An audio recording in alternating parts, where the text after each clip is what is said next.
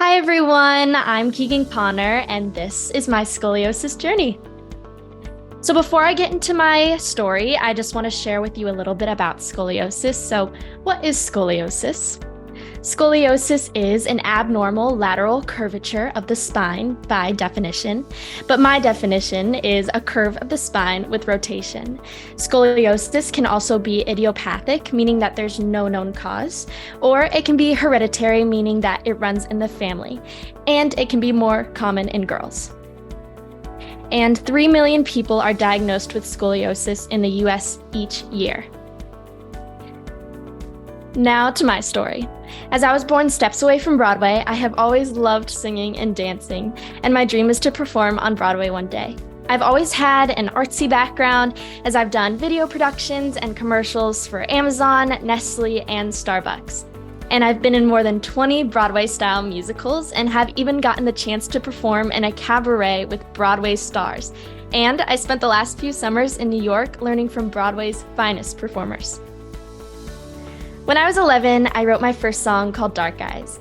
In the summer after 7th grade, I made my first music video, including some of my pageant friends, and planned on releasing it later that summer. And this summer was really big for me. I got my braces off, I was turning 13, going into my last year of middle school, and everything was just going great. Then I went for an appointment at Whitler Orthodontics to make sure my teeth were still straight and just to get some x-rays. But while I was there, the office manager, Julie Downs, spotted my shoulder blade sticking out, a recognizable sign of scoliosis. Later that day, she called my mom after talking to Dr. Whitler as to whether or not she should say something. We're forever grateful that she spoke up. I've been to the doctor numerous times before, but I was never checked for scoliosis. All this time, I wasn't even aware that my spine was curving. The diagnosis came out of nowhere with a severe curve of 48 degrees. I took all kinds of dance, was in musicals, even in gymnastics and track, and thought my back was just tight from these activities. But ever since I was a little girl, I've always wanted to perform on Broadway, and after hearing this diagnosis, I feared my dream of performing would be over. Upon learning my diagnosis, my parents and I researched what this new adjustment would mean to my lifestyle. We met with a few surgeons who said my curve was too severe for a brace and that it wouldn't be beneficial. Usually any curve more than 40 degrees requires surgery. The most traditional form of surgery is fusion with steel rods and screws. They acknowledged this type of surgery would decrease my flexibility by about 20%. Because my dream is to perform, I did not want to lose any mobility. My family and I continued to research to find the perfect fit to help me pursue my dream to perform. We came across a newly FDA-approved surgery called vertebral body tethering, or VBT. At a consult in New York, I was shown what VBT would look like in the spine. The surgery is for those still growing, and it includes titanium screws and a tether that straightens the spine as you grow. I decided to go with VBT, but no one performed it in Indiana, where I live, so we went with a surgeon from New York City. He had the most experience with this method and was even one of the pioneers of the surgery. One of the best parts was I got to see 2 Broadway shows, including Beetlejuice and Mean Girls, and even got to meet some of the Broadway stars after the show when they came out. This really helped my mind get off the surgery and gave me inspiration for why I chose to go through with it in the first place, so I could still pursue my dream. One thing I didn't know is that when a kid has surgery, their families are welcome to stay at a Ronald McDonald House anywhere across the country for free. They provide housing, activities, emotional support, and food. This was a very comforting experience as the volunteers always made us feel at home. The next day, December 4th, 2019, it came time for my surgery with Dr. Lahner. Even though he reassured me that everything would be fine, I was still scared. Much like something tough you may do, you're nervous, but determined to get through it. You persevere. I was in the hospital for a week and stayed at the Ronald McDonald House another week after. But the most memorable part was the therapy dogs who really made me smile. They helped me with my physical therapy, motivated me to keep moving, and made me feel less homesick because they reminded me of my dogs back home. Since then, I have evaluated dogs to become therapy dogs because of the support and comfort that they brought me while I was going through a really rough time. I got home and was so excited to see my brother Kai, who had been staying with another family during this. I'd been out of school for about 9 weeks, and I had started to feel a bit isolated from my friends and activities and was just so excited to go back to school in late January. But then COVID shut everything down, and once again, I felt isolated. Although I missed out on most of my 8th grade year, I still managed to win the Student of the Year. One of the best things that came out of this is really seeing the before and after. When I found out I had scoliosis, I began having some body image issues, and I had a hard time fitting into clothing, and it was really difficult to zip up some dresses. And seeing my before and after, I didn't realize how much scoliosis was deforming my back and my rib cage. Since my surgery, I feel at home again in my body, and I'm currently at 11 degrees now. As part of getting to this point was through my physical therapy, I decided to take part in Scolio Pilates. It's a type of physical activity that specifically combines Pilates with targeted stretches for those with scoliosis. Since going through this, I realized not many people know about scoliosis, and I learned that most of our parents got checked for scoliosis when they were in their schools. But in 2007, Indiana schools stopped requiring checks for scoliosis, and many other states nationwide have done the same. And this has really caused a lack of awareness of the condition. Because of this, I created my nonprofit, Keegan Cares, and on my website, I share my story and educate others on the signs of scoliosis. For easy access for everyone, I designed a free downloadable visual aid showcasing my back prior to surgery that points out the signs such as a shoulder blade sticking out, uneven shoulders, etc. Because scoliosis affects kids ages 10 to 15 the most, I make sure to speak in person to those in my community. So far, I've presented to more than 700 middle schoolers in their health classes. Within my nonprofit, I'm also talking with state legislatures to reinstate school checks so kids won't miss being diagnosed and they'll be aware of the signs of scoliosis. I call it the Keegan Cares Bill. I've become a spokesperson on scoliosis by presenting to the FDA, which consisted of a panel of doctors and researchers, and I've even been featured in a few interviews with Setting Scoliosis Straight. I've reached thousands by sharing my story and being featured in national and international media. I've been interviewed by local news all the way to as far as Australia. After my Dark Eyes video got put on hold, I released it 1 year later and went on to create 3 more songs on Spotify with more than 80,000 streams and another music video with my friends. Even though I have scoliosis, I'm not letting it stop me. I'm taking more dance classes and have been in more musicals since my surgery than ever before. I've also never given up on my dream. If anything, I'm more determined than ever. I've also done pageants for several years where I get to perform on stage. I'm Miss South Bend's teen, and I compete for Miss Indiana's teen, where I'll get to share about my nonprofit on stage.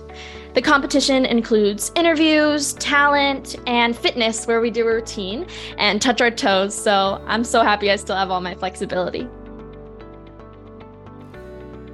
I'm super fortunate to have this opportunity to share my story and make you aware of the signs of scoliosis. One thing I know for sure is that we all face challenges. No matter what it may be, you can get through it.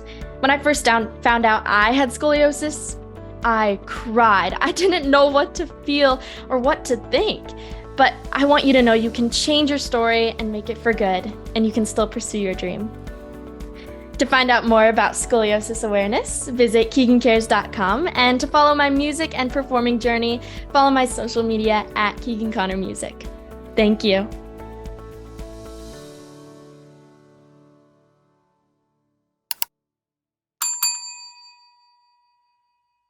Hi, my name is Ava. I wore a back brace and I did a lot of physical therapy.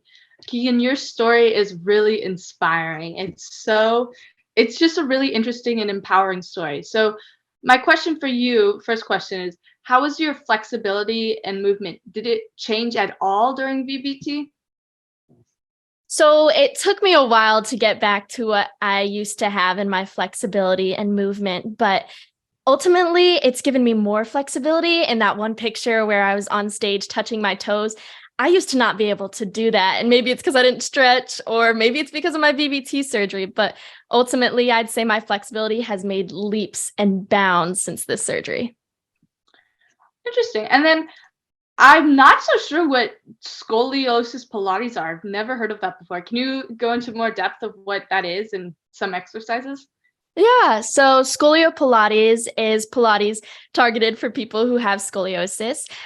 First of all, Pilates is super fun. I love feeling like my core engaged, but also there are certain exercises that purposefully put your body into alignment, or specifically like my hips are kind of out of line a bit from scoliosis. So there are certain exercises that push one hip forward more or put my ribs a bit around. And there are also certain machines that I use to help me put my body into correct alignment. Very interesting. Thank you very much. Thank you. Hi, I'm Mary Dixon, and my questions, well, she kind of already touched on my questions, but I also have a little bit extra. So I know you do a lot of musical theater, which includes dance. My brother and I do that too a lot. But with your scoliosis and your surgery, will you have any limits to what you can do in concerns with dance or flexibility? That's a great question. So, after the surgery, I've actually been able to participate in even more dance classes and in more musicals than ever before, because this surgery has given me more flexibility and more mobility in my back. And I love being in shows. And I'm so glad to hear that your brother and you love musical theater as well. Okay. Now my second question is that I read you did Pilates after your surgery, which she also said that in her question too, but um I haven't done anything like that since my surgery, but I still have a lot of growth left as well. But how do you feel? How do you feel it help you? Is it something you would recommend? It's definitely something I would recommend. Not even if it wasn't Scolio Pilates, just Pilates in general. I felt like I had a six pack after that. But Scolio Pilates really helped me make all these strides after this surgery. That yes, the surgery did help correct my curvature, but I also still had a lot of growth, like you said, that I had to make on my own time and really commit to healing. Thank you. Thank you. Hi, my name is Kaylin Harvey. I was diagnosed with an S-curve scoliosis at 12. After much research, my parents and I decided to do an alternative treatment, and I got a corrective brace around the time I turned 13. I'm 16 now, and I have had very meaningful reductions because of the braces and exercises that I've used. Keegan, thank you so much for sharing your story. I have just a couple questions for you. So, based on your story, you had surgery pretty soon after you were diagnosed. So, how were you feeling once you knew that you would have surgery? And what were some of your feelings and emotions after the surgery was over? Well, when I first found out I had scoliosis, I remember sitting in the doctor's office and bawling my eyes out. The day that I found out we were going to go forward with the surgery, it was a pretty hard day as well, because this was my first time having surgery and I was terrified out of my mind. There's this interview that my dad even did with me, and I just kept saying, I don't want to do it. I don't want to do it. But then after I got out of the surgery, a sigh of relief. There was so much physical therapy and pain I had to get through, but it was still something that I was very happy that I made the decision to go forth with, because now seeing where I started and now where I am, I'm just forever grateful that I chose to go through with it. That's really great. So, in what ways have you grown mentally and emotionally stronger because of your scoliosis journey? That's a great question. Starting from the beginning, I was definitely very defeated once I found out I had scoliosis, because I saw myself as immediately different from everybody else. But once I started to learn more about what scoliosis is and how it could really have a positive outlook on my life rather than controlling my life, I found that this has made me stronger in every single way, physically, mentally, emotionally. overall, coming from where I was when I was 13 to now being a 16-year-old, I honestly wouldn't change a thing because I'm happy that I've gotten to become stronger and more mentally stronger as well. That's really great. Thank you. Thank you. Thank you all so much for the amazing questions, and thank you for this opportunity. Bye.